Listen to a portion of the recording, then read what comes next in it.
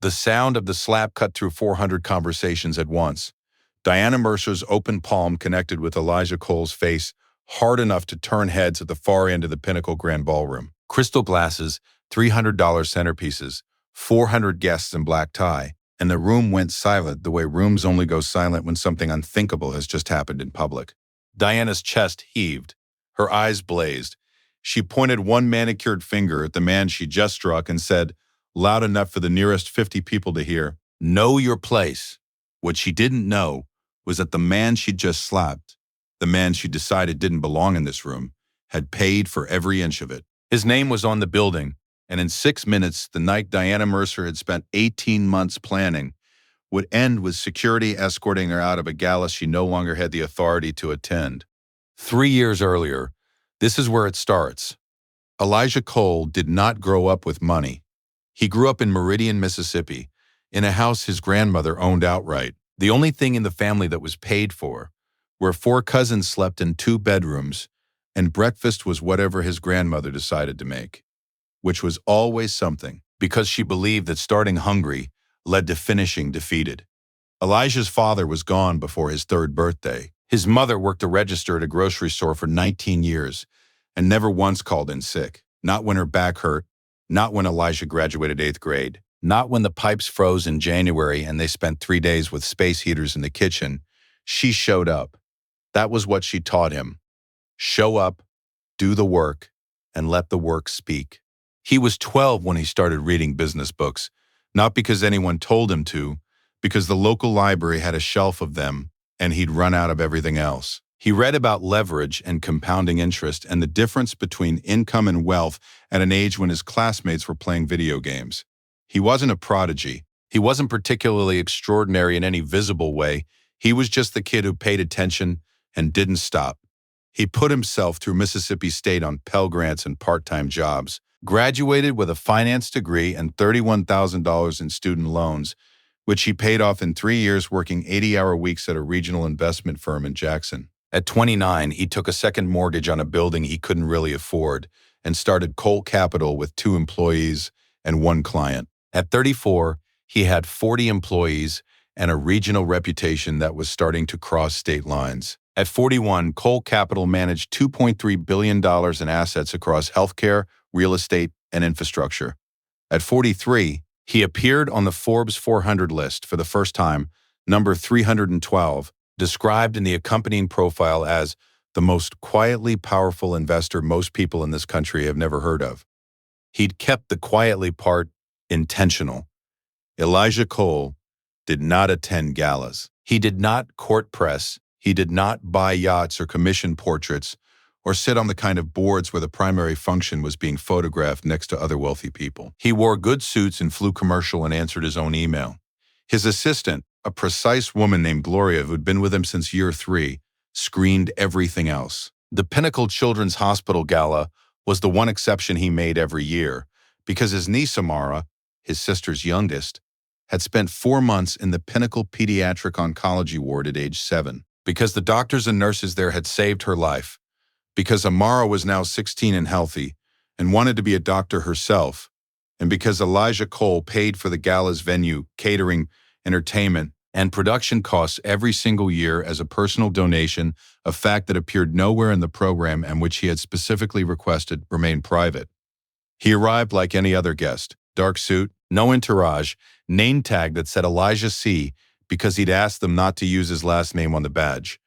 That was the problem.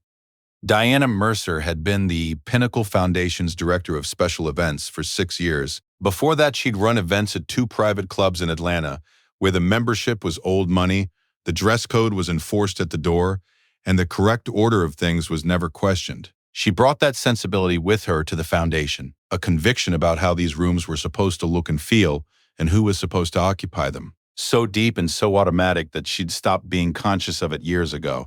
She was 46, blonde, precise in her movements, the kind of woman who could run a 400-person black tie event without appearing to hurry. She was genuinely talented at her job in the ways that were visible: logistics, vendor relationships, donor management, the intricate choreography of making a room feel inevitable. The galas under her tenure had consistently raised more than their targets. The flowers were always perfect. The silent auction always ran on schedule. The dinner service never fell behind. On paper, Diana Mercer was exactly what the Pinnacle Foundation needed. She was less talented at the things that weren't visible, the things her 3 previous supervisors had noted in cautious, carefully worded performance reviews that she'd dismissed as personality conflicts and moved on from. Last year's gala, a catering manager named Anthony, 22 years in hospitality, ran a flawless service, had spent the entire event being addressed by Diana as the kitchen guy. She'd done it in front of donors. He'd logged a complaint with HR the following week. HR had spoken with Diana. Diana had characterized it as a misunderstanding about professional roles. The complaint sat in a file. 18 months before the gala, during a venue walkthrough, Diana had questioned why a Black philanthropist named Raymond Wells, one of the foundation's longest-standing donors, a man whose name was on a hospital wing, was standing in the VIP reception area without, as she put it to the venue coordinator, anyone accompanying him. Raymond Wells had heard this through the thin wall of a coat room. He'd mentioned it to Thomas quietly over dinner the following week. Thomas had said he'd address it. He'd meant to. These things accumulated the way things do when nobody stops them. Small enough each time to explain away. Large enough together to describe something. Tonight, Diana had arrived at the Pinnacle Grand Ballroom at 3 o'clock for the 5-hour setup. She'd walked the floor 20 times. She'd adjusted 17 centerpieces. She'd confirmed the seating chart twice and had the front-of-house staff briefed on every table by 4:30. By the time guests began arriving at 7, she had the room memorized the way a chess player memorizes a board. Every piece, every position, every face that was supposed to be there. She'd been circulating for an hour, managing the invisible machinery of the evening, when she saw Elijah standing near the bar. He was alone. Suit was good. She registered that immediately because she noticed suits the way architects notice buildings. But he was nursing a glass of water and looking at the room with the quiet attention of someone observing rather than participating. No name she recognized on his badge. Elijah C. No table assignment she could place. She'd reviewed the guest list 40 times in the past 3 weeks. She knew every name, every title, every face she was supposed to know. And this man, Black mid-40s, no visible escort, standing at her bar looking at her gala like he was evaluating it, did not match any of them. She made the calculation she always made. Fast, unconscious, certain. She crossed the ballroom floor. The first thing Elijah noticed about Diana Mercer was that she was walking toward him with the specific posture of someone who had already decided how the conversation would end. He'd been watching the room with the small, private pleasure he allowed himself once a year at this event. The children's artwork on the auction wall. The pediatric wing donors he recognized. The slideshow running on the screen at the far end showing before and after photographs of kids from the oncology program. Amara at 7, bald and thin in a hospital gown. Amara at 16, laughing in a lab coat at a summer science program Elijah had quietly funded. He didn't look at that slide for long. It still did something to his chest that he didn't have words for. He felt Diana before he saw her. The particular quality of attention that precedes a certain kind of confrontation. "Excuse me." Her voice was the controlled kind of sharp. "Are you a guest of one of our tables?" "I'm a guest of the event." "I'll need to verify that." "Your full name." Something in the way she said it. Not the question, but the assumption underneath it. The absolute certainty in her voice that he was about to be caught in something made Elijah go still. Elijah Cole. Diana's eyes moved to his badge. "Elijah C." she read, then back to his face, with the expression of someone who has not been given what they asked for. "I don't see you on the guest registry under that name." "Sir, this is a private gala with assigned seating, and I'm going to have to ask you to—" "I don't have assigned seating." Her chin lifted slightly. "Excuse me? I don't sit during these events. I move around." "Sir," the word had edges now, "I'm the director of special events for this foundation. I need you to either produce documentation that you're a registered guest, or I'm going to have to ask security to—" "Diana." The voice came from Elijah's left. Thomas Hale, the foundation's CEO, was crossing the floor with an expression caught between greeting and alarm. "Is everything—" "This gentleman can't verify his guest status." "This gentleman," Thomas said carefully, funds this entire event. I'm sorry? Elijah Cole. Cole Capital. Thomas looked at Diana the way people look when they're desperately hoping someone will understand before it gets worse. He covers the venue, the catering, the production, everything. The silence that followed lasted perhaps 4 seconds. In those 4 seconds, Diana Mercer could have said any number of things. She could have said, I didn't realize, I apologize. She could have said, Mr. Cole, I'm so sorry, we should have had you in the registry properly. She could have said nothing and simply excused herself. Instead, and this was the part that 40 people in the immediate vicinity would spend the next decade trying to explain, Diana Mercer looked at Elijah Cole with the full weight of her conviction that this situation was somehow his fault, and she said, you should have made sure you were properly registered. And when Elijah said, quietly and without malice, you should have asked before assuming, she slapped him, open hand, across the face, in front of 40 witnesses, 3 photographers, and a board of directors that included the city's mayor, 2 sitting congresspeople, and the chairman of the hospital that bore the Pinnacle name. The ballroom went silent. All 400 people. Silence. The next 6 minutes moved in a particular kind of slow motion that people in that room would remember differently but precisely. Each of them would recall specific details. The sound of the slap, still hanging in the air above 400 people who had all stopped breathing at the same moment. The angle, the stillness that followed, the expression on Elijah Cole's face in the seconds after the impact. That expression was the detail no one could quite describe accurately. It wasn't shock, he'd had a fraction of a second to see it coming. It wasn't rage, though no one would have blamed him. It was something more specific and more chilling than either. The look of a man who has just had something confirmed that he had hoped for a long time was not true about this room. Thomas Hale had gone the color of old chalk. He'd been running the Pinnacle Foundation for 11 years and had navigated 17 crises, a donor fraud scandal, a board chair resignation, a building permit lawsuit that had threatened the entire pediatric wing campaign.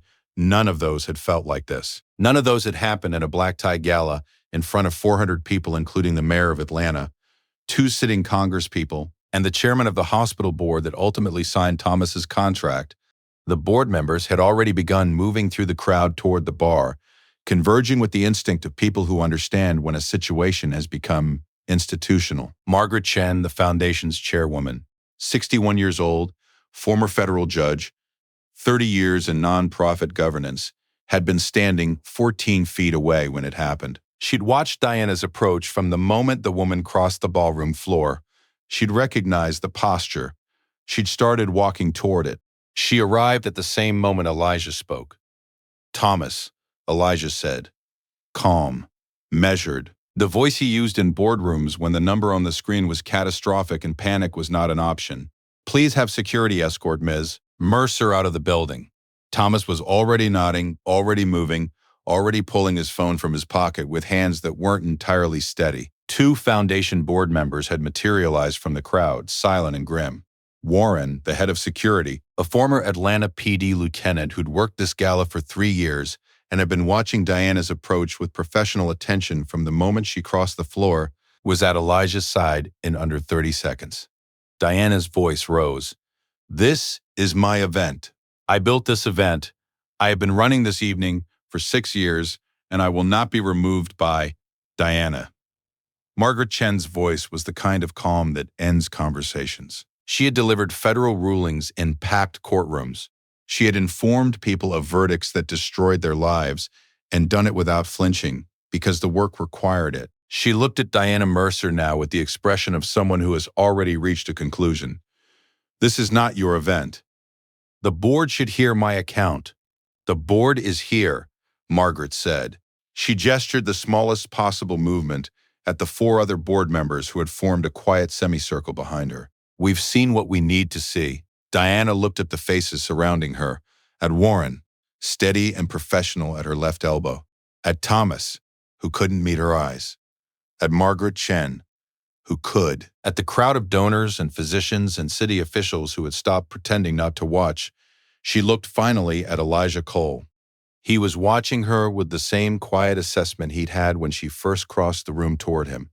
No contempt, no satisfaction, just attention. The attention of a man who sees things clearly and remembers them. Ma'am, Warren touched her elbow, gently, the way professionals do it. Please, come with me. Diana Mercer walked out of the Pinnacle Grand Ballroom with her chin up and her heels clicking on marble floors that Elijah Cole had paid for. Past tables of donors and physicians and city officials who parted to let her through, without a word, past the silent auction wall where 37 items were still open for bids, past the slideshow cycling through photographs of sick children and recovered children, and a hospital that existed partly because of the man she had just struck. The doors of the Pinnacle Grand Ballroom closed behind her.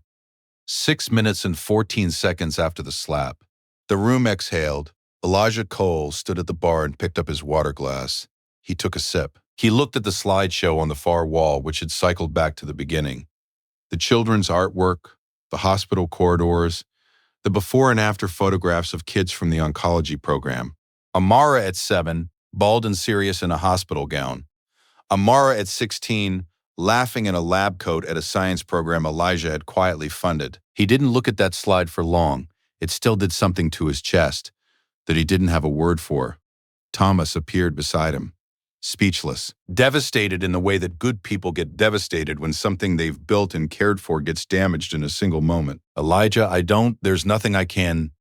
How's the auction doing? Elijah asked. Thomas blinked. What? The silent auction. The Pediatric Wing Fund. Where are we tracking? Thomas checked his tablet with hands that had not entirely stopped shaking. 63% of target. Let's get to 100 before the night ends. Elijah straightened his jacket. The same dark suit he'd worn every year to this event. Is there someone who needs to meet me at the oncology families table? Thomas stared at him for a moment.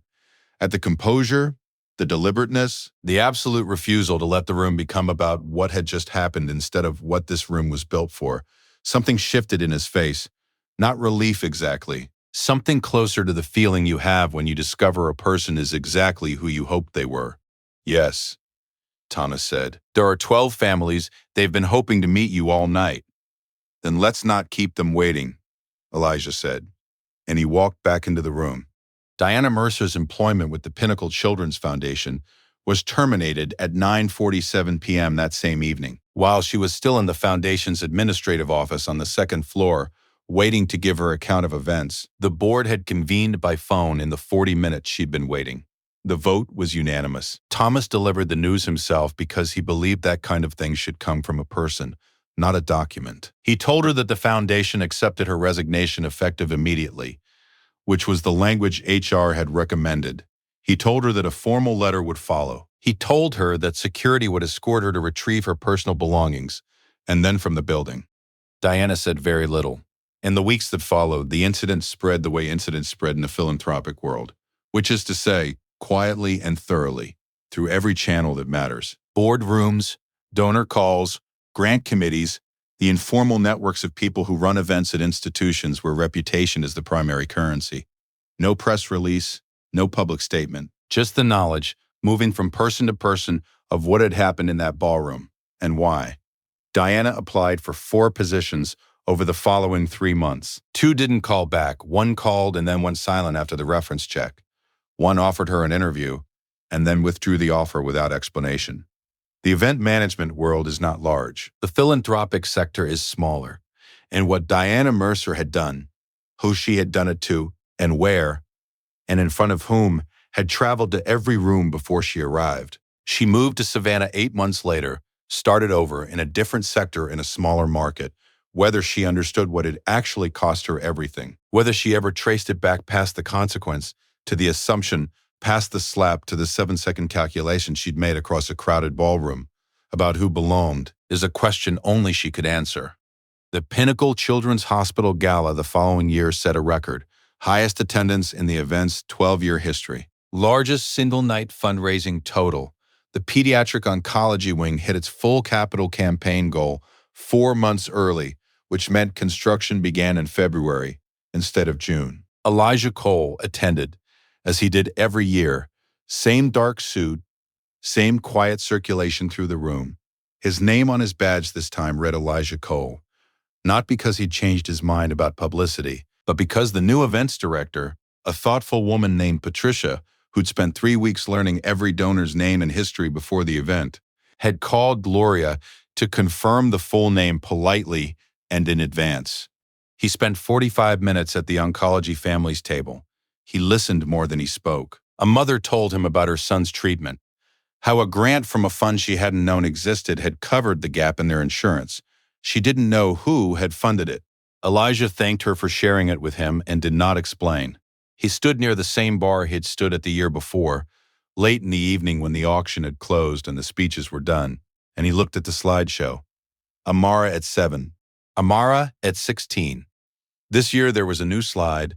Amara at 17 in a hospital hallway, in a white coat, a stethoscope around her neck. Summer volunteer program.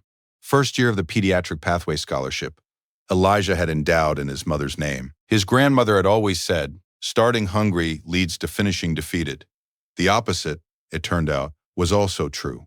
He finished his water, set the glass down on Carrara marble, buttoned his jacket, and walked back out into a room that, finally, quietly, one changed policy and one new name tag and one unanimous board vote at a time, was beginning to look the way he had always believed it could.